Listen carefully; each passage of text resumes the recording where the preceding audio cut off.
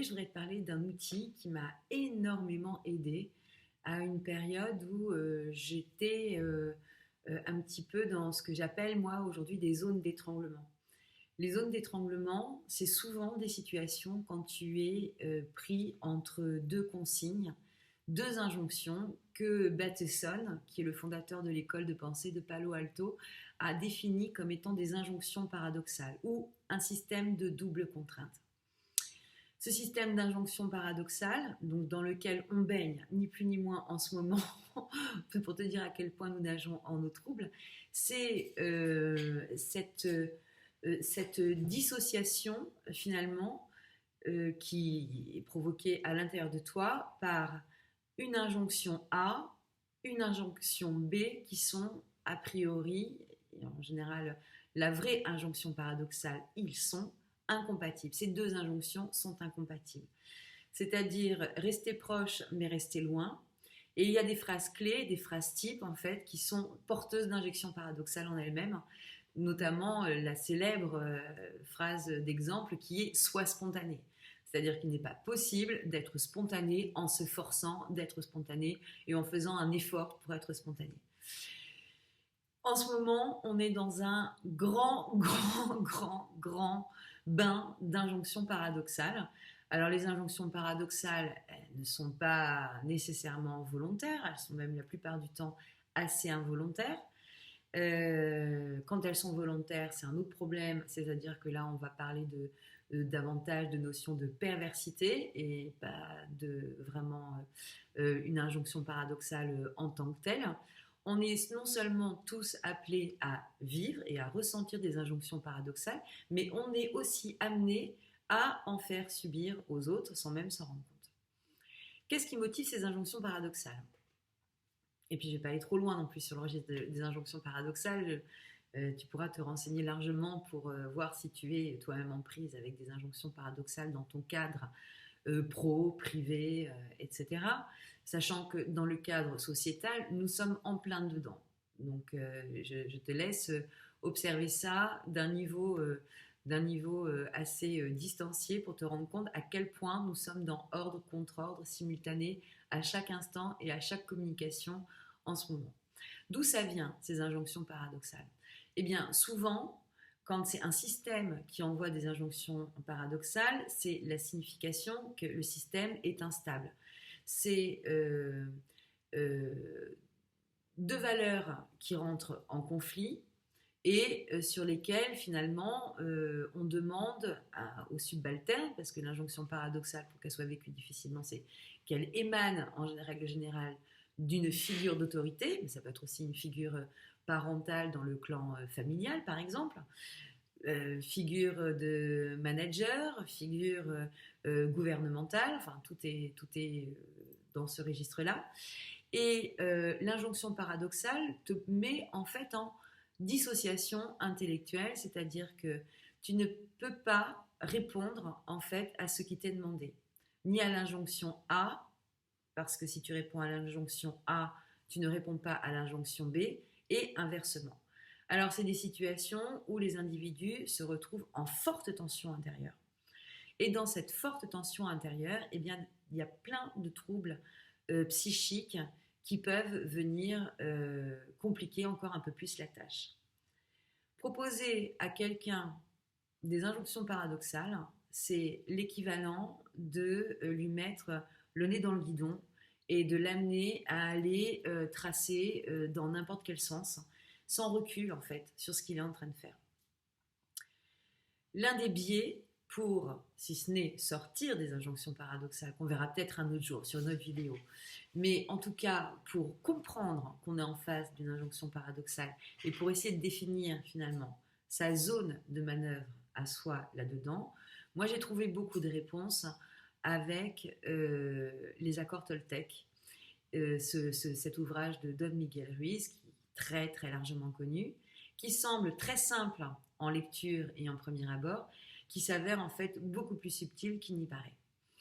Alors, la phrase qui m'avait, moi, beaucoup interpellée au démarrage et que j'avais vécue comme une injonction paradoxale, C'est la fameuse phrase il faut que tu lâches prise. Alors, lâcher prise, expression quand elle n'est pas expliquée un minimum, ça ressemble à une injonction paradoxale. Parce qu'il faudrait qu'on m'explique comment on peut lâcher et prendre en même temps. En fait, souvent, il s'agit d'aller mettre un petit peu à distance la notion d'immédiateté et de simultanéité pour commencer à pouvoir y voir un peu plus clair. Et encore que, dans certaines injonctions paradoxales, ce n'est pas du tout réalisable. En ce qui concerne juste la phrase de lâcher prise, moi j'ai compris cette phrase comme n'étant plus une injonction paradoxale le jour où j'ai eu sous les yeux la comparaison du trapéziste. C'est-à-dire que pour pouvoir attraper le nouveau trapèze vide qui s'avance vers toi, il faut lâcher le précédent. Alors là, ça a fait sens parce que visuellement, j'avais quelque chose qui était beaucoup plus cohérent. Lâcher le premier pour attraper le second. Donc accepter finalement une forme de renoncement à quelque chose pour pouvoir attraper autre chose. Et dans la vie, en tout cas dans mon expérience de vie, j'ai remarqué qu'à chaque fois que j'essayais de sécuriser un certain nombre de choses et de faire en sorte de ne pas me, entre guillemets, déposséder de ce que j'avais avant de récupérer quelque chose de nouveau, ça ne marchait pas. En revanche, quand je lâchais vraiment ce que j'avais décidé de laisser derrière moi, eh bien, la nouvelle option se présentait à moi quasiment spontanément. Donc, ça, c'est assez intéressant. Le truc, c'est que c'est hyper flippant à faire à n'importe quel moment parce que tu sais toujours ce que tu perds, mais tu ne sais jamais ce que tu gagnes et ça implique finalement de se trouver dans une forme de confiance, mais une confiance large par rapport écoute, à l'univers dans son ensemble, si on peut l'appeler comme ça. Alors, ces 4 accords Toltec, en quoi ils m'ont aidé? Eh bien, écoute, ils m'ont aidé. Alors, 4, je corrige, il y en a un 5e qui a fait l'objet d'une édition ultérieure, dont je vais te parler aussi. Ces accords Toltec, ils m'ont aidé à quoi, finalement? À aller prendre conscience de ce que j'étais dans une première intention et de où se placer mes valeurs et mon libre arbitre. C'est-à-dire, ça m'a permis de mettre à distance, finalement, tout un espèce de brouhaha, donc là, en l'occurrence, qui a été fait d'injonction paradoxale, mais un petit peu comme en ce moment, de mettre à distance tout ce brouhaha intellectuel, mental, comme une forme de petit vélo là, sur lequel on est toujours en train de pédaler à fond, et de regarder les choses avec un certain recul. Alors, je te le disais, sous cette apparence simple, finalement, c'est pas très simple d'aller appliquer les accords Toltec. Et d'ores et déjà, je vais te donner la méthode que moi j'ai employée et qui m'a plutôt réussi. En tout cas, c'est comme ça que je l'analyse aujourd'hui. Plutôt que d'aller hyper mentaliser en fait les accords Toltec pour essayer de les comprendre avec mon cerveau et d'aller en tirer la substantifique moelle à chaque instant, au bout d'un moment, en sentant que c'était plein de bon sens, en sentant que c'était une voie de sagesse qui me permettait de retrouver une harmonie avec moi et dans cette harmonie avec moi qui allait me permettre de faire face aux événements que j'avais à traverser, eh bien, je me suis proposé finalement de les lire régulièrement. Alors, le livre, évidemment, mais aussi sous la forme condensée. Tu trouves plein d'infographies sur Pinterest, partout, qui vont te proposer un petit condensé finalement des accords Toltec. Et moi, ce que j'avais fait, c'est que j'en avais un exemplaire dans mon portefeuille. Et à chaque fois que je me sentais gagnée par des élans de peur, par des élans de stress, voire de panique parfois, je ressortais mes accords Toltec, je les relisais. Autre astuce que j'avais mise en place à l'époque, c'est que ça correspond d'ailleurs au début où j'ai eu les premières connexions médiumniques et j'avais besoin de structurer aussi un certain nombre de choses dans mon esprit de manière à pouvoir être peut-être le plus juste possible quand j'étais amenée à parler de ça, parce que j'éprouvais le besoin d'en parler et en même temps, eh bien, c'est pas des sujets qui sont forcément évidents à aborder comme ça spontanément, surtout que j'avais jamais présenté de sensibilité particulière à cet environnement spirituel-là, on va dire. L'autre chose, c'est que je l'ai mis en place en fait dans mon mantra. Tous les jours, et ça depuis maintenant des années, alors c'est ritualisé chez moi, c'est au moment de ma douche, de la même façon que je saisis la puissance énergétique de l'eau, de cette douche qui me permet de démarrer la journée sous de bons augures, en tout cas c'est comme ça que je vis, je me récite un mantra. Et donc les accords Toltec ont intégré mon premier mantra de façon directe et je n'hésitais pas à vraiment répéter ces accords Toltec sans plus les faire résonner. Pourquoi j'ai utilisé cette méthode? Parce qu'en fait, assez rapidement, cette mise en contact avec l'invisible m'a fait prendre conscience de tout ce qui va être la puissance énergétique. J'ai pris conscience de la puissance de mes pensées, de la puissance de mes paroles. J'ai pris conscience aussi de la puissance de la pensée et des paroles des autres, de ce que ça pouvait générer chez tout un chacun. Et c'était à ce moment-là une manière de faire comme une purification quelque part de mon mode de pensée et de mon mode de fonctionnement et de proposer une nouvelle façon de voir la vie, plus en accord finalement avec qui j'étais à l'intérieur de moi et qui j'étais en train de découvrir que j'étais à ce moment-là. Tu retrouveras des explications par rapport à ces perceptions d'énergie et la puissance de notre pensée et la puissance de notre parole dans la vidéo que j'ai dû faire il y a à peu près 1 an qui parle justement des énergies. Si j'y pense, ce qui n'est pas gagné non plus, je mettrai le lien en dessous, on verra si la lumière me frappe au moment où j'éditerai cette vidéo. Alors, les accords Toltec, comment les vivre, comment les lire et comment les appliquer. Don Miguel Ruiz parle sur tout le début de son livre du phénomène de domestication de l'être humain. Et quand il parle du phénomène de domestication de l'être humain, c'est le reflet complet de ce qui se passe sur la domestication des animaux. Qu'est-ce que tu regardes sur des animaux qui sont domestiqués? Eh bien, écoute, ils créent de la dépendance à l'homme. Ils abaissent leurs instincts, ils sont plus en difficulté pour se défendre eux-mêmes et ils finalement perdent un peu leur essence.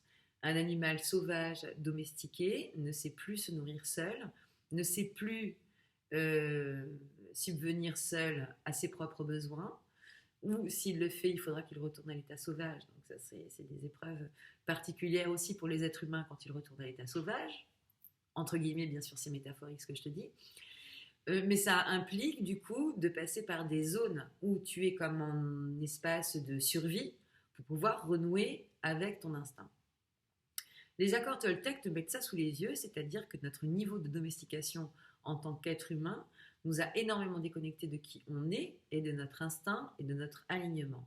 On est habitué, on est formaté à entendre finalement ce qu'il faut faire, ce qu'il faut dire, comment il faut se comporter avec des règles sociales dont je ne minimise pas l'intérêt, mais qui sont parfois, comment dirais-je, inhibantes.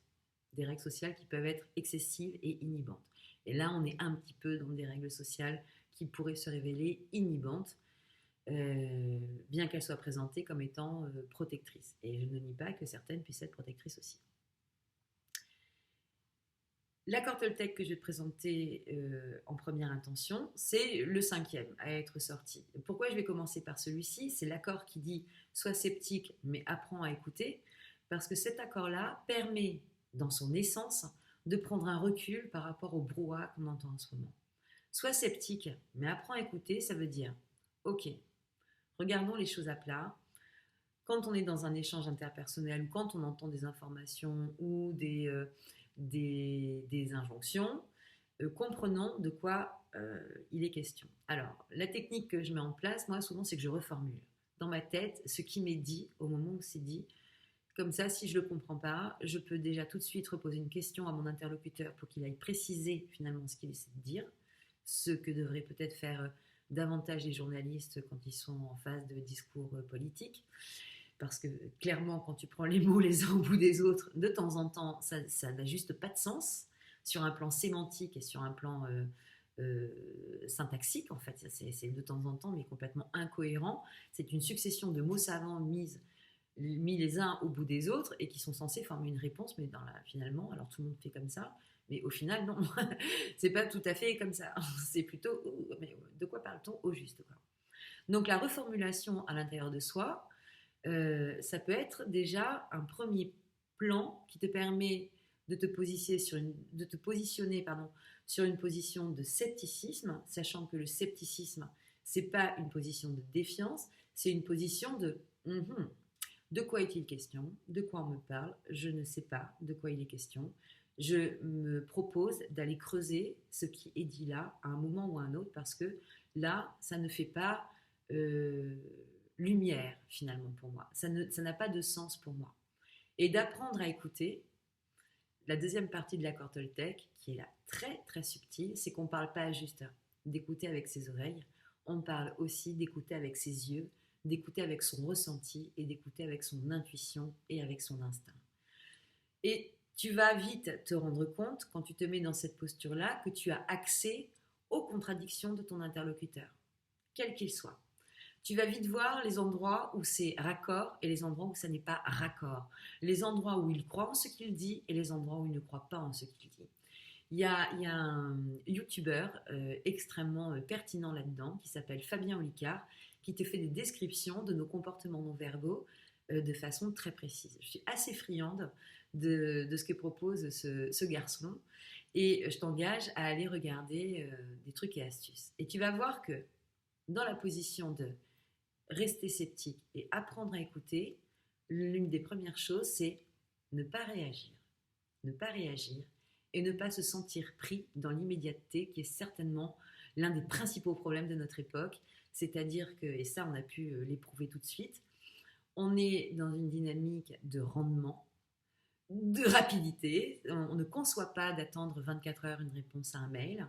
Je trouve ça assez dingue quand même, parce que ça veut dire que l'on ne conçoit pas que les gens puissent réfléchir à la réponse qu'ils vont pouvoir proposer. Donc, bon. Évidemment, chacun a ses propres délais, ses propres échelles, mais le temps est vraiment l'allié de l'être humain. C'est compliqué à comprendre parce que ces injonctions justement de rendement, de productivité nous poussent finalement vers une rentabilité de notre temps au maximum, mais quand tu regardes bien, finalement, la rentabilité de notre temps, c'est pas rentable pour nous, quoi. C'est rentable pour d'autres. La plupart du temps, c'est comme ça que ça se passe. Alors, c'est une des façons de rendre le temps positif pour nous-mêmes que de se proposer une phase de scepticisme, une phase d'écoute profonde de ce qui est dit avant d'aller se prononcer, avant d'aller répondre, avant d'aller s'engager dans quoi que ce soit. Ça, accord Toltec, qui propose finalement de se mettre dans une position méta, donc la position au-dessus, de manière à pouvoir exercer un discernement un petit peu plus fin que celui que l'on aurait pu avoir sans penser à cet accord-là en première intention. Autre accord Toltec, que ta parole soit impeccable. Alors, il y a une puissance à nos paroles, comme il y a une puissance à nos pensées. Quand j'entends des gens, alors j'avais une collègue qui faisait beaucoup ça il y a quelques années, à chaque fois qu'elle commettait une erreur, mais peu importe le type d'erreur, que ce soit une petite faute de frappe ou s'être trompé entre deux documents, des erreurs qui n'étaient pas conséquentes de choses particulières, je l'entendais maugréer. Ah, mais qu'est-ce que je suis bête! Oh là là, mais c'est pas possible, mais qu'est-ce que je suis bête! Stop! La parole impeccable ou la pensée impeccable, ça commence avec soi-même. C'est-à-dire savoir se regarder, mais de façon très humble, comme être humain, et qui dit être humain, dit réalise des erreurs. Il n'y a pas d'être humain sans réalité de l'erreur. Il n'y a pas d'apprentissage sans réalisation de l'erreur. Et crois-moi, et là je vais te demander de me faire confiance, mais j'aurai peut-être l'occasion de t'en parler, mais sur les fonctionnements d'erreurs, j'en connais un rayon. Et j'en connais un rayon non seulement pour avoir fait mes propres erreurs, mais aussi pour avoir dû, dans une autre vie professionnelle, étudier celle des autres. L'erreur, elle a une fonction très simple à la base du fonctionnement de l'être humain. Je vais te prendre un exemple de base. L'enfant ne peut pas apprendre à marcher s'il n'est pas tombé. L'enfant ne peut pas saisir où est son centre d'équilibre s'il n'a pas touché le déséquilibre. C'est... j'allais faire une extrapolation avec une phrase du Kybalion, mais je vais trop compliquer mon propos, donc je vais revenir là-dessus.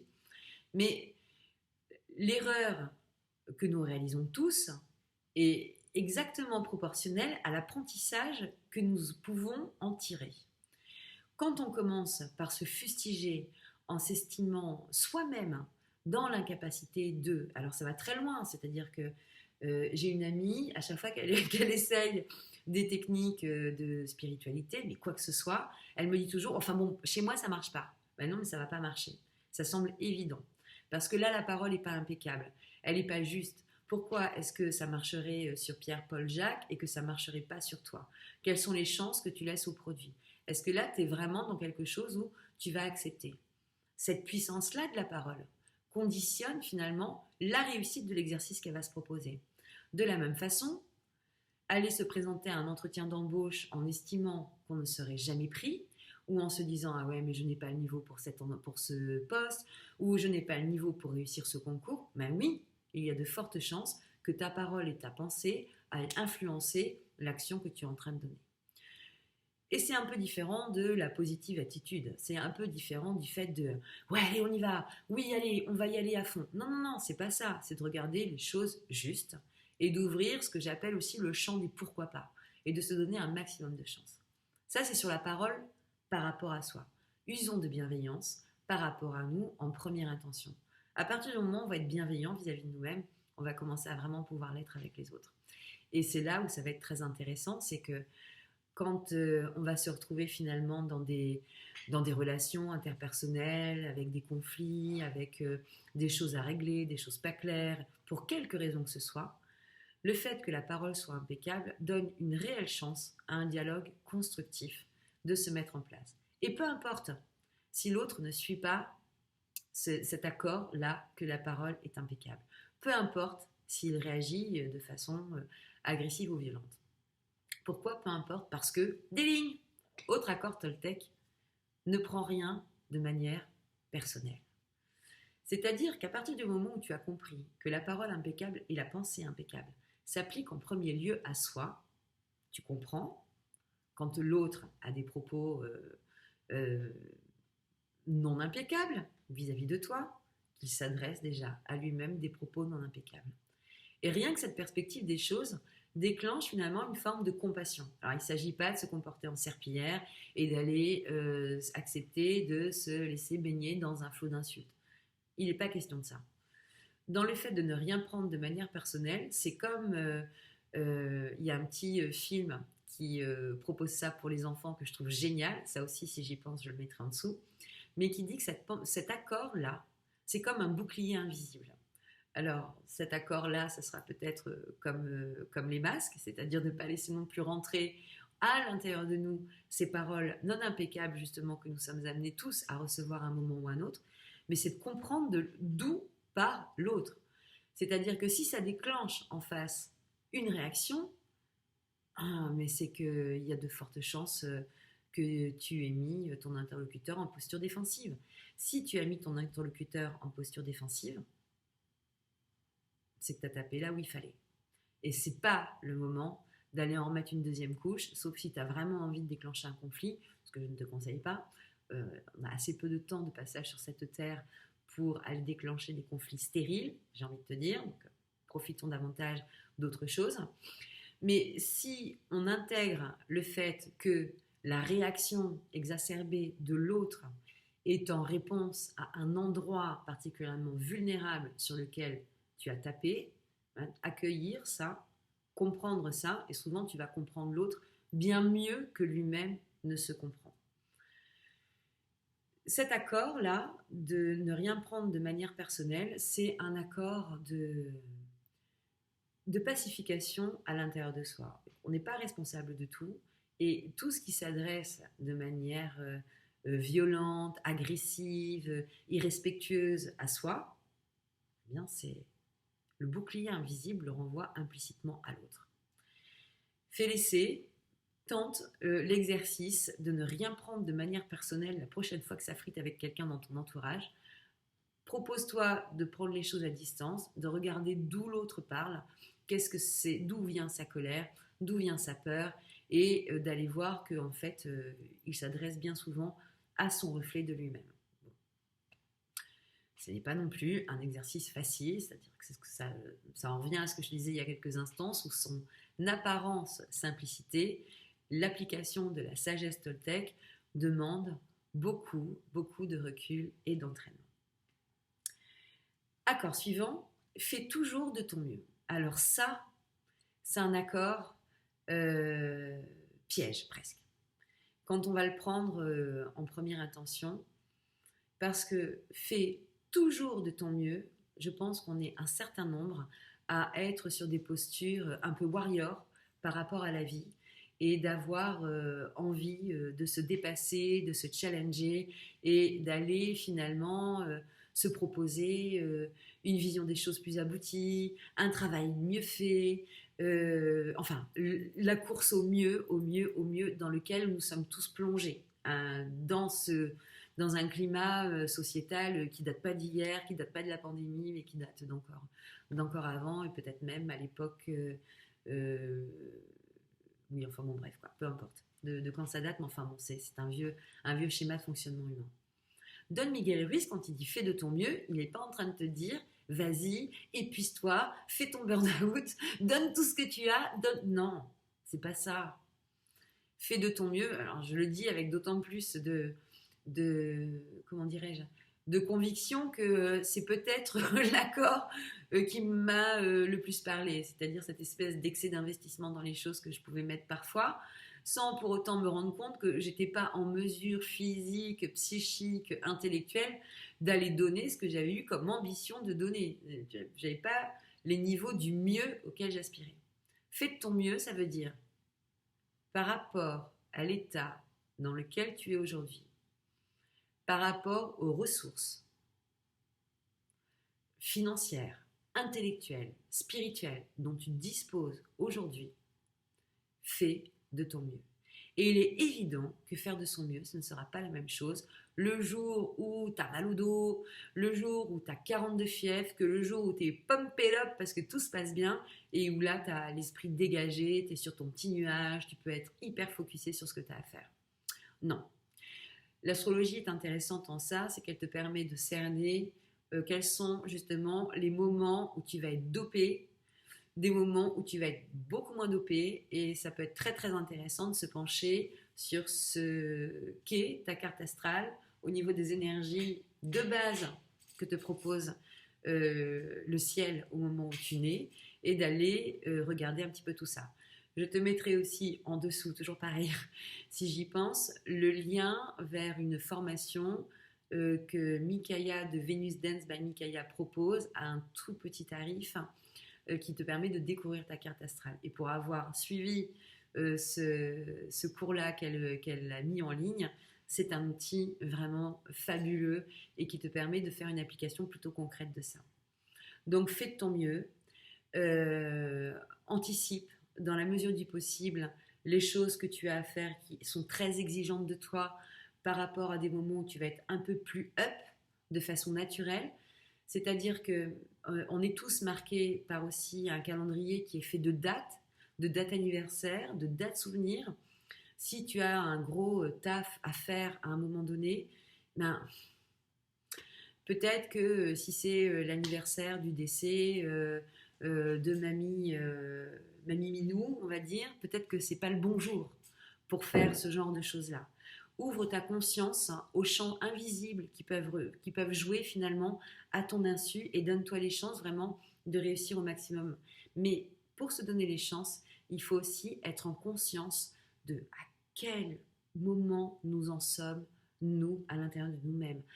À quel niveau d'énergie nous sommes. Quel est notre potentiel à ce moment donné. Et c'est pas le climat autour, dehors, qui va te dire ça. Il n'y a que toi qui peux le sentir. Et fais de ton mieux, il n'y a que toi qui peux savoir quand est-ce que tu peux à fond, et quand est-ce que tu peux juste un tout petit peu. Et que ce tout petit peu-là, ce sera de ton mieux, et que c'est juste parfait comme ça. C'est juste parfait comme ça. Pendant le confinement, il y a des gens qui, autour de moi, se sont mis des challenges, notamment de mise à disposition, de pouvoir proposer des choses aux gens. Ils ont relevé ces challenges-là. Ils ont vraiment fait de leur mieux. Mais je sais que pour certains, il y a eu des moments où ils ont aussi dépassé leur mieux. Je sais que cet effort collectif qui a parfois été demandé à des équipes entières en termes de télétravail, d'aller se réorganiser. J'ai eu une dame au téléphone lundi qui travaillait, il y avait ses enfants à côté, et je ne peux que la comprendre pour être dans une situation similaire. Et je me disais, le burn-out est aux portes des situations que nous vivons en ce moment. Soyons attentifs à ce qu'est notre mieux et puis positionnons-nous par rapport à ce qu'est notre mieux quand justement on est dans ces injonctions paradoxales qui ne sont pas souvent comprises en fait comme étant émises déjà par les gens qui les émettent. Ça c'est le point de regard que l'on peut mettre aussi dessus. Dernier accord Toltec, je crois que je te les ai tous dit sauf celui-ci, c'est ne fais pas de suppositions. Qu'est-ce que c'est la supposition? La supposition, c'est combler un vide en fait par rapport à une incertitude que nous avons. Concrètement, si on me dit quand est-ce que tu vas pouvoir faire une question qui m'a été posée récemment, quand est-ce que tu vas pouvoir faire une formation à ce sujet-là, donc il n'a rien à voir avec la spiritualité mais qui est sur l'utanage de cure de poisson, qui est l'une de mes activités professionnelles, je ne sais pas. Je ne sais pas. Alors je peux faire des suppositions, ça je peux en faire 15 000. C'est-à-dire que je peux partir avec mon calendrier en me disant, bon alors attends, là on est en zone de déconfinement. Selon les modèles théoriques proposés par l'OMS et par un tas de grandes sociétés savantes, la probabilité d'un reconfinement se monte à tant de temps après le déconfinement. Et donc, je vais aller projeter sur mon calendrier des espaces qui sont des espaces supposés sur lesquels je vais aller mettre en place ma formation. Ben non, ça ne va pas être comme ça que ça va se passer. Parce que ne pas faire de suppositions, c'est quelque part accepter que l'on ne sait pas. Et accepter de ne pas chercher plus que ça à savoir. C'est accepter d'être dans l'incapacité de comprendre ce qui se passe et accepter de ne pas aller broder, de ne pas aller se raconter de films. Si je croise un ami dans la rue et quand je le salue, il ne me répond pas, eh ben j'ai le choix. Soit je vais monter sur mon petit vélo et je vais commencer par me dire mais qu'est-ce que j'ai fait? Pourquoi il ne m'a pas dit bonjour? Est-ce que je l'ai blessé lors de notre dernière conversation? Est-ce que j'ai oublié quelque chose? Attends, c'est quand? Sa date d'anniversaire, c'était pas aujourd'hui au moins? Bon, j'ai ce choix-là. Mais j'ai aussi le choix, quitte à faire des suppositions, de me dire peut-être qu'il n'a pas ses lunettes, peut-être qu'il ne m'a pas vu, peut-être qu'il est préoccupé et qu'il est passé à côté de moi sans me voir. C'est-à-dire que si tu commences à faire une supposition, faut se lâcher, il faut les faire toutes. Et c'est comme ça que moi j'ai procédé, parce que ce champ de ne pas faire des suppositions, il est un peu contraire à nos besoins de sécurité. C'est-à-dire que les suppositions, à un moment donné, ça rassure. On fait tous des hypothèses, à commencer par le temps. Alors, j'adore en plus, moi, faire des projections de calendrier, d'aller essayer de structurer mon temps de manière la plus précise possible, mais seulement, de temps en temps, il y a trop d'inconnus pour que je puisse structurer quoi que ce soit. Ce qui ne m'empêche pas de le faire.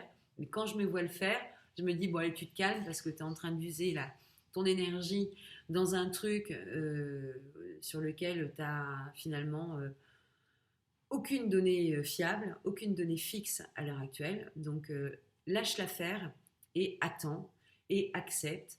Et toujours en regardant que le cycle naturel des choses, l'évolution naturelle des énergies présente toujours les choses pour le mieux. C'est ce que je te disais quand je te prenais l'exemple du lâcher-prise. À chaque fois, en ce qui me concerne, ça s'est révélé être pour le mieux, même si sur le coup, j'ai un peu crispé quand il fallait lâcher quelque chose avant d'avoir autre chose. Et oui, ça fait partie de nos besoins de sécurité essentiels. Ça fait partie aussi de nos formes de fragilité, les fragilités que l'on peut ressentir, de ne pas savoir de quoi sera fait demain et de ne pas savoir finalement ce que l'on peut projeter ou pas. L'un des aspects de la supposition, c'est que souvent, elle t'emmène dans des raisonnements qui sont rarement positifs pour soi. la supposition, elle draine bien souvent, en fait, plus de peur que de réassurance. Parce que tu sais que tu es en train de faire une supposition. Donc tu sais que le plan parfait que tu es en train d'élaborer, bah, il y a des chances que ça ne se passe pas exactement comme ça. Donc il ne faut pas trop s'accrocher aux suppositions qu'on est en train de faire et surtout bien garder à l'esprit que c'est peut-être que ces si que l'on est en train de mettre dans ces phrases-là sont des indicateurs que nous ne sommes pas en face d'une réalité. Nous ne sommes pas en face de quelque chose pour lequel nous avons des bases. La première des solutions dans les enjeux personnels, c'est-à-dire, alors ça c'est quelque chose qu'on retrouve aussi à fond dans des relations sentimentales, c'est d'aller juste exprimer les choses. Plutôt que de se dire et si je lui dis ça et si je lui avais dit ça, peut-être qu'il se serait passé ci ou peut-être qu'il se serait passé ça. C'est faire fi de ce qui est du chemin des suppositions et aller directement proposer sa parole, impeccable bien entendu, pour aller éclaircir une situation, pour aller se donner de vraies chances d'avoir une information fiable et viable, à compter que ton interlocuteur en dispose lui-même, évidemment, et qu'il ne soit pas non plus en train de te donner des suppositions en réponse à tes questions. Est-ce que je t'ai tout dit? Non, comme d'habitude. Oui, j'ai été un peu longue à ressortir une vidéo, mais écoute, voilà, tu sais comment sont les temps. J'ai pas d'activité professionnelle en lien avec ce que je mets en partage avec toi. Pour l'instant, peut-être que ça changera. Ça serait une supposition que ça ne m'étonnerait pas ce que je suis en train de te dire. En tout cas, aujourd'hui, c'est pas au propos, c'est pas au programme. Et je te remercie pour ton intérêt pour mes vidéos. Nous sommes de plus en plus nombreux finalement à partager ici ces petits éclairs que la vie nous propose de temps en temps. Et ça me fait drôlement chaud au cœur. Donc merci beaucoup, merci pour ta confiance. Mais n'oublie pas, écoute, mais reste sceptique. Allez, je t'embrasse.